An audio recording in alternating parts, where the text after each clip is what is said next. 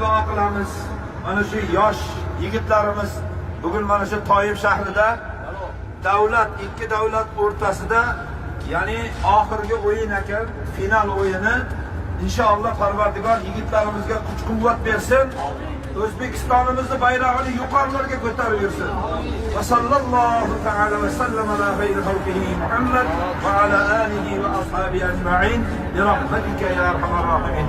İnşallah yigitlarimiz agar shu orqasida umrani qilib, ziyoratlarni qilib, gunohdan pok bo'lib duo qilib turgan hoji bobolar bor desa, inshaalloh yutadi Xudo xolisa. Tuprog'im aziz, o'zga yurt amalidan.